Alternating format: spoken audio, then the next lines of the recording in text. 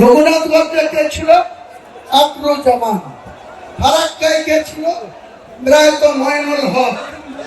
এইরকম করে আমরা 22টা সিটে লড়ে 14টা জিতেছিলাম। আর যে রেলফোর্ট, যে মার্ক্সবাদী কমিউনিস্ট পার্টির নেতৃত্বে 13 জোটের প্রার্থী 34 বছর সরকার চালিয়েছিল, তাদের মাত্র 7টা সিট জিতেছিল। একটা মাত্র তৃণমূলের জোড়া ফুলে মাত্র 48,000 ভোট পেয়ে তিনি নির্বাচিত হয়েছিলেন, তিনাকে মন্ত্রী করে দিলেন। 2016-তে কি হলো? যে হুমায়ুন কবির 2012-তে বিনা শর্তে কোন কন্ডিশন ছাড়াই নিজের বিধায়ক পদটা তুচ্ছ করে দিয়ে মমতা বন্দ্যোপাধ্যায়ের উপরে আস্থা ভরসা রেখে মুকুল রায় আমাকে ওনার চেম্বারে ঢুকিয়ে দিয়ে বাইরে চলে আসলেন। সাক্ষী শুধু তার গৌতম সান্যাল আর তিনি নিজে। আমি আজকে আবার একবার মমতা ব্যানার্জিকে চ্যালেঞ্জ করছি, আপনার যদি সত্যির কথা বলার মানুষের কাছে সব সাহস থাকে, তাহলে আপনার প্রিয় চ্যানেল 18 একদিন আপনি বসুন, বিশ্ববাবু মজুমদার বসবে আর আপনি বসবেন আর আমি বসবো। আপনি বাংলার মানুষকে কতটা মিথ্যাচার করেন সেদিন প্রকাশ পাবে, বাংলার মানুষ দেখবে, ভারতবর্ষের মানুষ দেখবে। মানুষকে ইউজ অ্যান্ড থ্রো, কাজের সময় কাজী আর কাজ ফুরালে পাজি। কতদিন আপনার এই শক্তি থাকে? মমতা বন্দ্যোপাধ্যায়কে আমি চ্যালেঞ্জ করছি, আপনার সৎ থাকলে, সততা থাকলে আপনি বিশ্বভাবকে দেখতে আপনার সময় মতো বের করুন।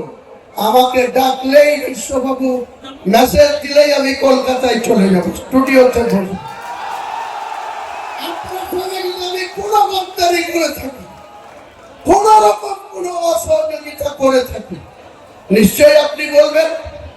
আর আপনি আমার সঙ্গে কতটা মিথ্যাচার করেছেন, কত রকম মিথ্যাচার করেছেন, সেদিন বাংলার মানুষকে একবার নতুন করে একবার মনে করান, জানাবো।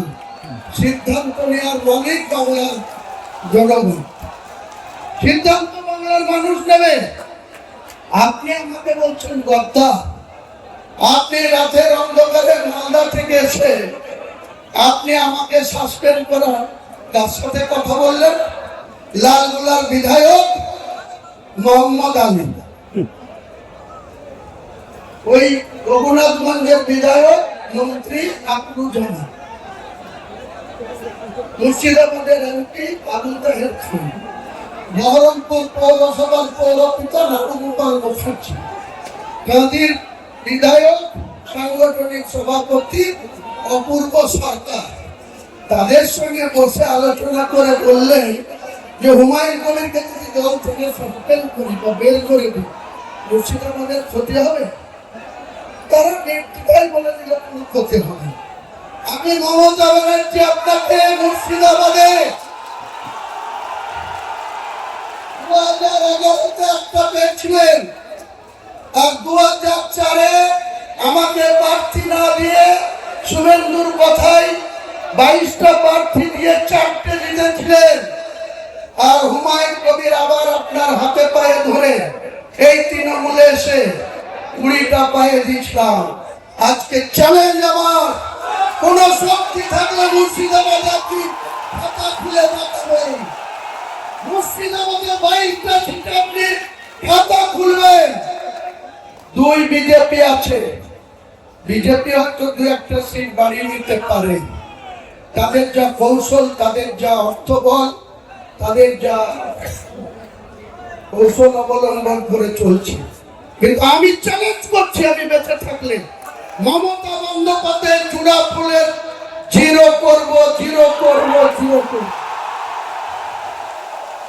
আর ওই করিমপুরে লাভ খাওয়া নেতা জয়প্রকাশ মজুমদার, ও আমার কাছে রাজনীতিতে নকলযোগ্য না। একটা লুবি কোনো লোকের লাভ খেলে তৃণমূলের নেতাদের হাতে পায়ে ধরে সহকারী সভাপতি হয়ে বড় বড় লেকচার মারছে। আবার আরেকজন আছে, তার কথা তো বলতে আমার ঘৃণা লাগে, কোনাল ঘোষ না ছিনাল ঘোষ। এই কোনাল ঘোষ আবার বলছে ক্ষমতা থাকলে ব্রিগেডে করে দেখা। হ্যাঁ কোনাল ঘোষ, হ্যাঁ মমতা ব্যানার্জি, আমাদের আগামী ফেব্রুয়ারি মাসে আমি ব্রিগেড ময়দানে সভা করে দেখাবো। রাজনৈতিক মৃত্যু ঘন্টা সেদিন বাজিয়ে দিব কলকাতার ব্রিগেড। পারলে হুমায়ুন কবিরকে রুখে দিলাম। আমি তারিখ ঘোষণা করছি না, 31শে জানুয়ারির আগে হবে, জানুয়ারি মাসও হতে দেব না। কারণ আপনারা জানেন ব্রিগেড মাঠটা সেন্ট্রাল গভর্নমেন্টের আন্ডারে, তাদের এনওসি নিতে হবে। এনওসি তো অনেক কিছু আটকাবার চেষ্টা করবে।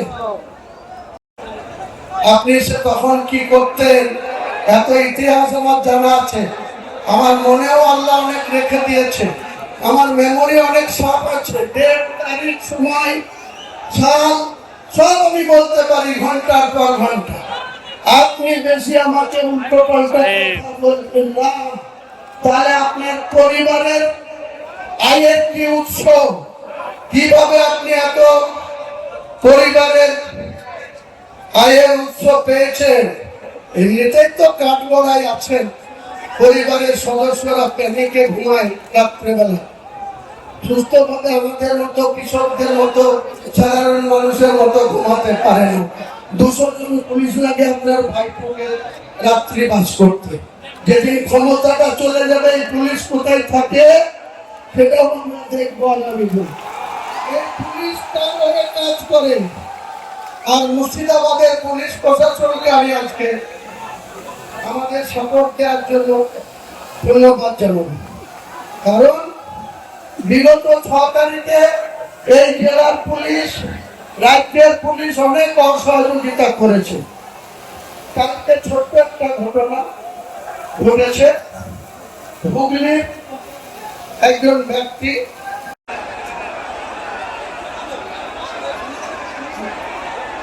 হবে না, একটা সিধা করে দেখাও। উল্টো হয়ে গেল তো, উল্টো হয়ে গেল, উল্টো ভুলে গেল সব।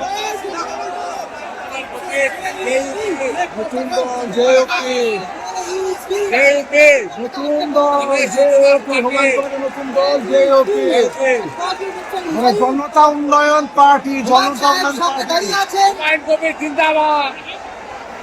নতুন দলের পতাকা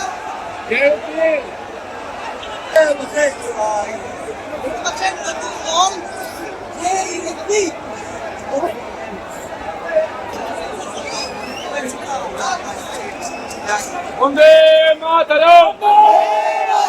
হুমায়ুন কবির জিন্দাবাদ, হুমায়ুন কবির লড়াই করো, হুমায়ুন কবির এগিয়ে চলো। বন্দে মাতরম, বন্দে মাতরম। বাংলার বাঘ হুমায়ুন কবির জিন্দাবাদ, বাংলার প্রদীপ্ত সূর্য হুমায়ুন কবির জিন্দাবাদ, বাংলার পরিবর্তনের দিশারি হুমায়ুন কবির জিন্দাবাদ। বন্দে মাতরম, বন্দে মাতরম। জনতা উন্নয়ন পার্টি জিন্দাবাদ, জনতা উন্নয়ন পার্টি জিন্দাবাদ, জনতা উন্নয়ন পার্টি জিন্দাবাদ, জনতা উন্নয়ন পার্টি জিন্দাবাদ। প্রয়োজন হলে ব্রিগেডের সভা থেকে লক্ষ লক্ষ লোক নিয়ে যে আপনার মেয়র অফিস ঘিরব, দেখবো আপনি কত চুলকাতে পারেন লোককে, কত আপনি ক্ষমতা দেখাতে পারেন লোককে। এসব করবেন না আমার সঙ্গে। আমি এমনি খুব ভালো, আমি এমনি সাদা মাটা, এমনি মাছের ঝোল ভাত আর কস্তুর বড়া খেয়ে আর আলু শুক্তো খেয়ে থাকি। তার মানে এই নয় আমার শক্তি মাপতে যাবেন না, জনগণই আমার শক্তি।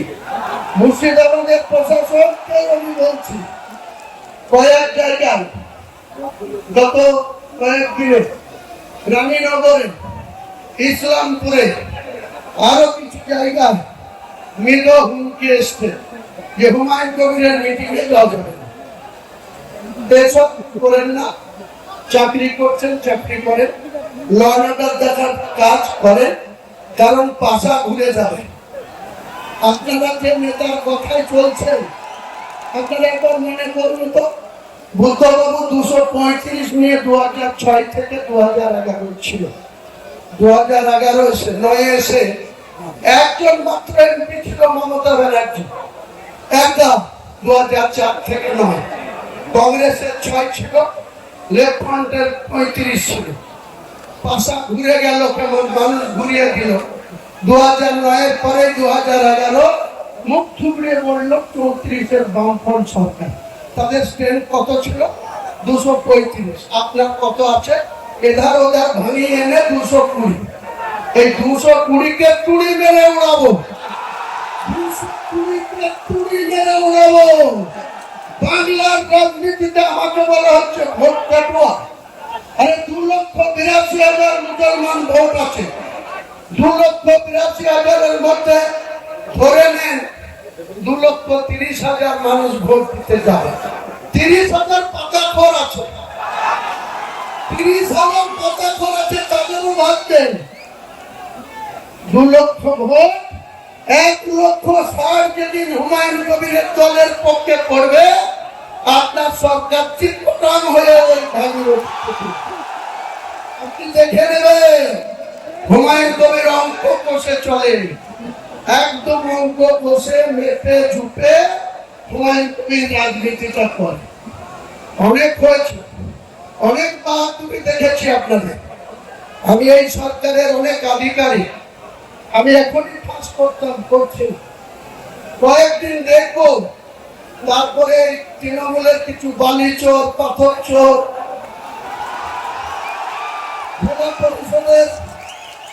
জেলা পরিষদের সেক্রেটারি ডাইরেক্ট কন্ট্রাক্টরদের সাথে 1.5 কোটি টাকা গুনে নিচ্ছে, ঢুকে রেখে দিয়েছি। তারপরে 10 লক্ষ টাকা অ্যাকাউন্টে দিয়েছে। এত বড় স্পর্ধা।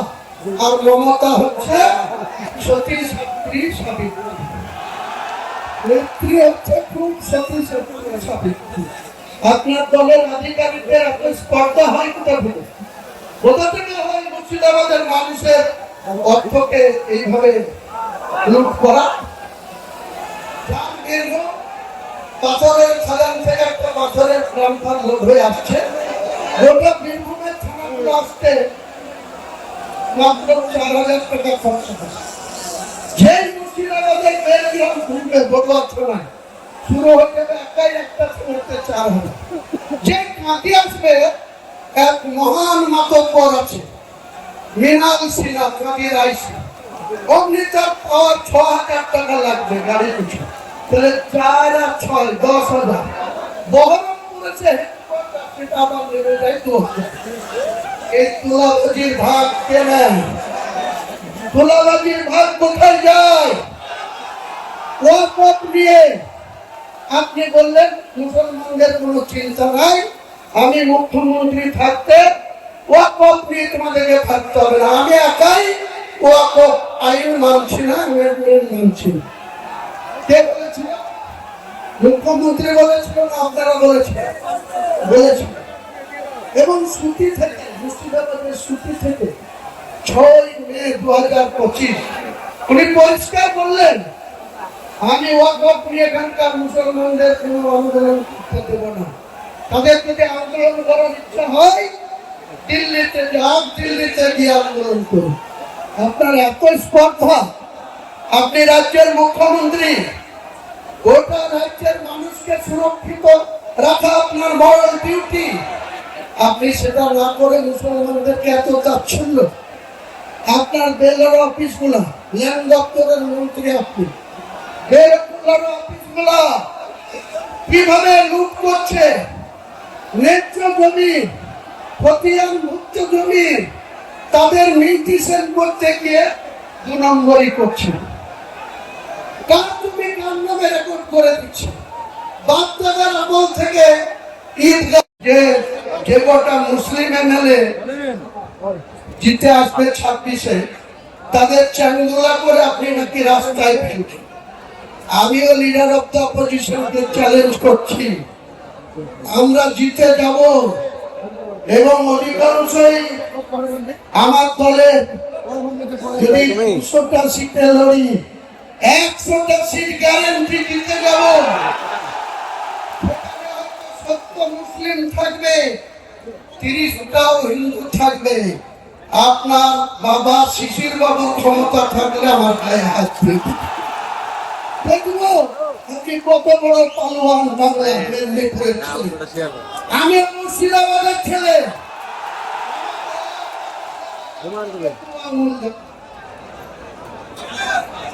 রাজনৈতিক ভাবে চ্যালেঞ্জ আপনি অ্যাকসেপ্ট করুন। অনেক শুনেছি আপনি সাংবিধানিক চেয়ারে ওঠে লিডার অফ দ্য অপোজিশন হয়ে আপনি বললেন আমি হিন্দুদের জন্য, এটা সংবিধানে বলা যায়? আমি হুমায়ুন কবির, ভোট যারাই দিক আমি ভোট পেয়ে নির্বাচিত সার্টিফিকেট পেয়েছি। মুর্শিদাবাদ সহ বাংলার 11.5 কোটি মানুষের 294 জন গেলে তারা 11.5 কোটি মানুষের জনপ্রতিনিধি। আমি হচ্ছে বেশি আমার 69 ভরতপুরকে প্রায় উঠিয়ে দিই, কিন্তু আমাদের কর্তব্য বাংলার আপামর সব ধরনের মানুষের জনপ্রতিনিধি হচ্ছে 294 জন, 42 জন হচ্ছে সাংসদ, আর রাজ্যসভার সাংসদ আছে এই রাজ্যে 13 না 14। তাহলে আপনারা শুধু মানুষের সঙ্গে মিথ্যাচার করবেন। মুসলমানদেরকে আমাদের একজন বলছিল, আমাদের মেদিনীপুরের পশ্চিমের পার্টি সভাপতি, মুসলমানদেরকে আপনি বলছেন দুধের গায়ে। কি দিয়েছেন মুসলমানদের আপনি?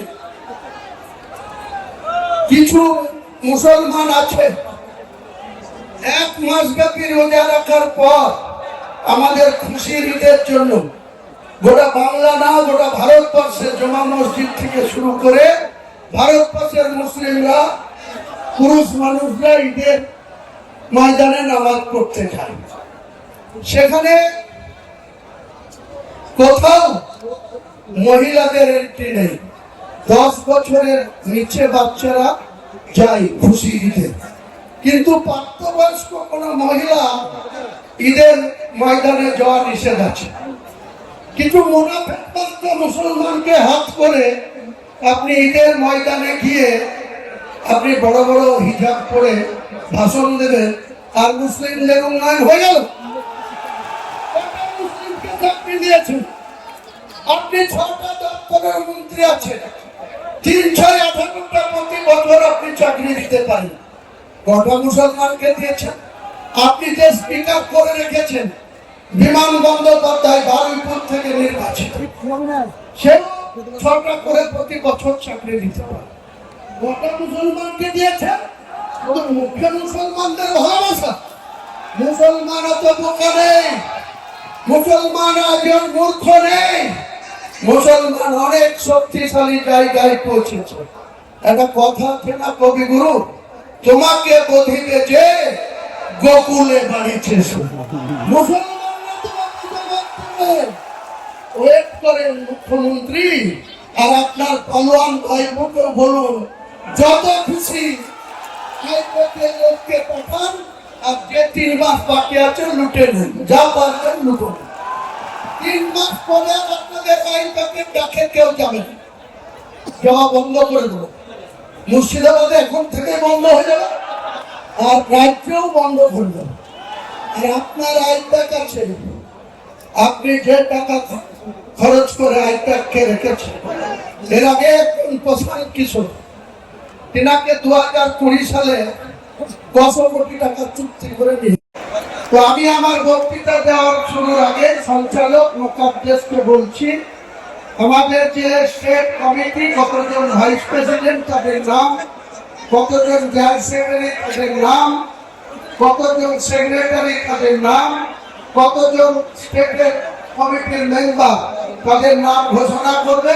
তারপরে আমি আমার বক্তব্য শুরু করব, পরে সমাপ্তি হবে এই সভা।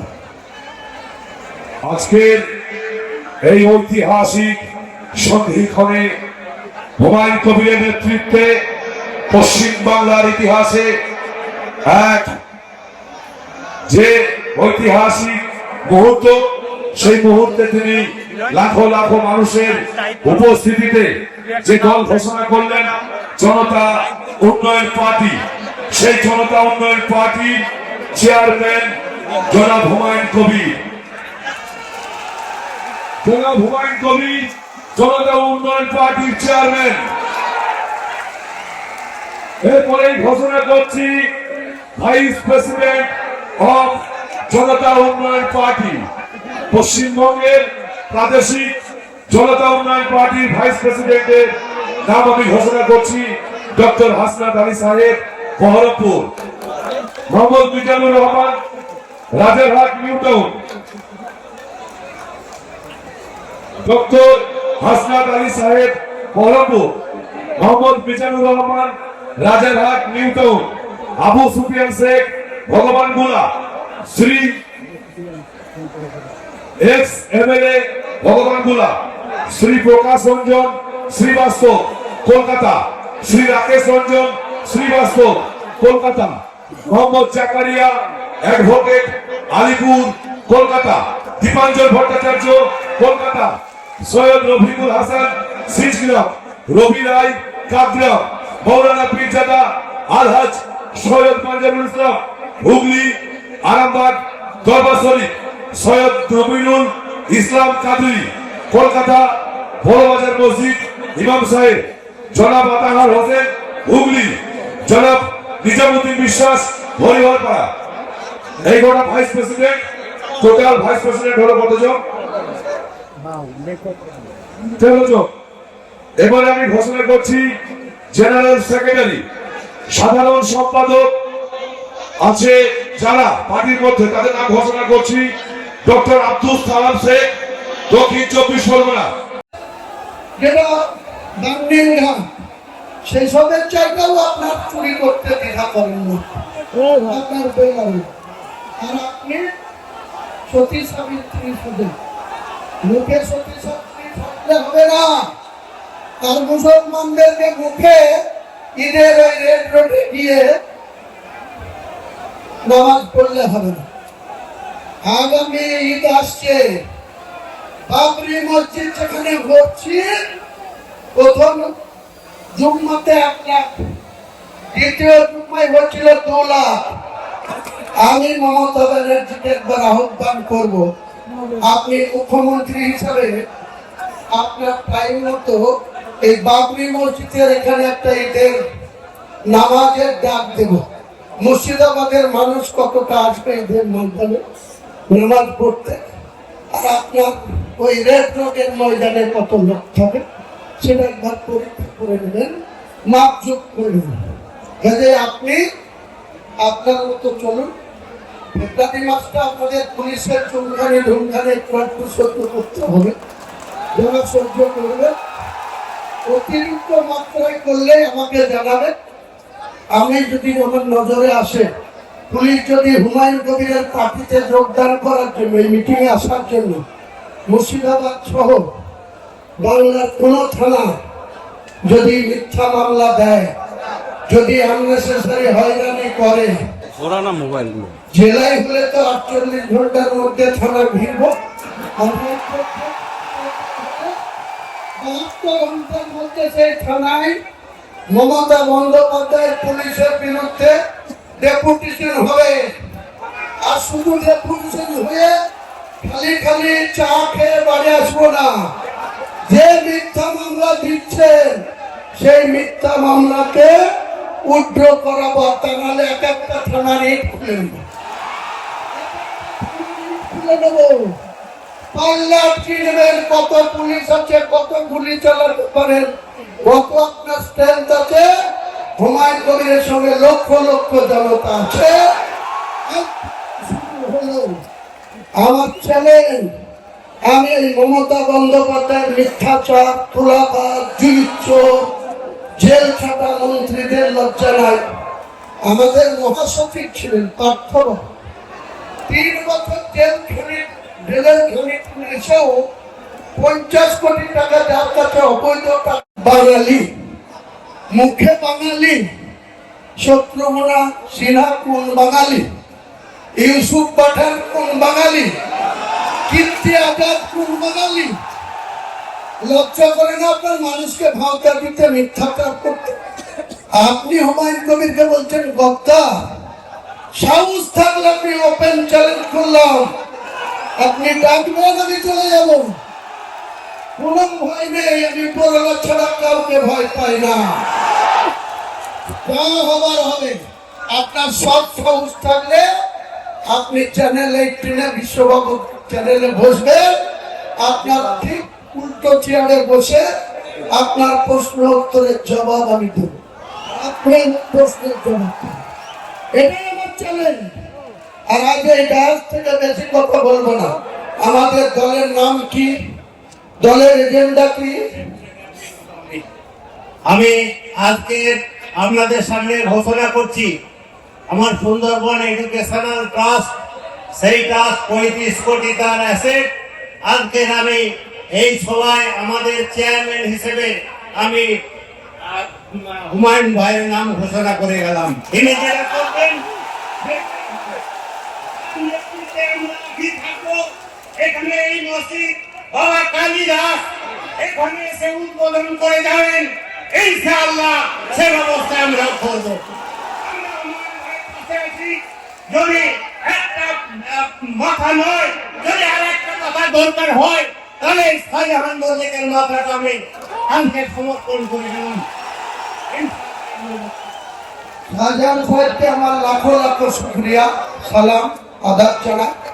এত বড় সিদ্ধান্ত জনগণের সামনে ঘোষণা করার জন্য বাকি সব আবার আমি আপনাকে সালাম জানাই। শেষ করে দিন। তো আমি মমতা বন্দ্যোপাধ্যায়কে ব্যক্তিগতভাবে একজন বাংলার নেত্রী হিসাবে, ত্যাগী মহিলা হিসাবে, অনেক ছোট থেকে যখন কংগ্রেস করতাম, উনি যখন প্রদেশের সভানেত্রী ছিলেন, যুব দায়িত্ব কেন এখন নাই আছো, উপরওয়ালা যদি টিকিট কাটিয়ে দেবে সেদিন দায়িত্ব কে দিবে?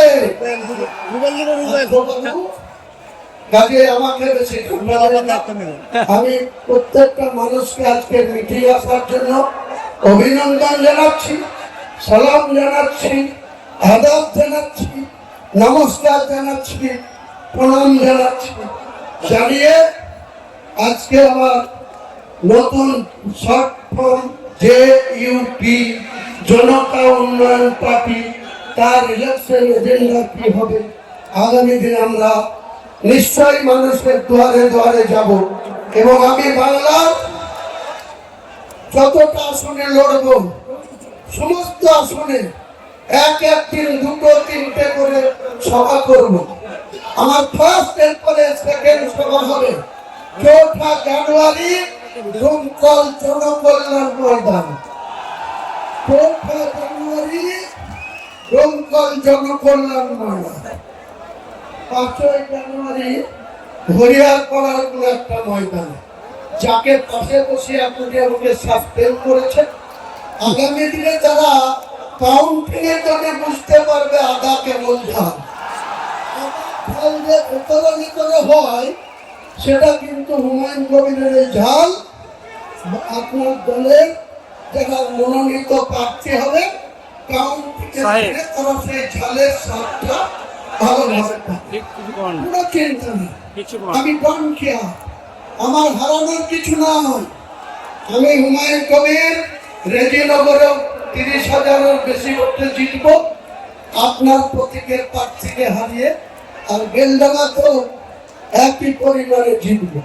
দেখে নেবেন পত্রকাররা, ইলেকট্রনিক্স মিডিয়ার বন্ধুরা, আজকের ঘোষণা রেকর্ডিং রাখবে। নির্বাচনের কাউন্টিংয়ের দিন মুর্শিদাবাদের কি ঐতিহাসিক রেজাল্ট, মুর্শিদাবাদের মানুষ দোয়া করবে, সমর্থন করবে। আপনারা সেদিন জন্য একটু অপেক্ষা করবেন। সবাইকে আমার কতটা সম্পত্তি ছিল আপনি দেখাতে পারবেন? বাংলার মানুষের ভোট নিয়ে মুখ্যমন্ত্রীর চেয়ারে বসে আপনার পরিবারের প্রত্যেকটা সদস্য ফুলে ফুটে একদম আকাশ ছোঁয়া জায়গায় পৌঁছে গেছে। আর আপনি বাংলার মানুষের জন্য যেদিন 13 মে 2011 বুদ্ধবাবুদের পরাজয় ঘটেছিল,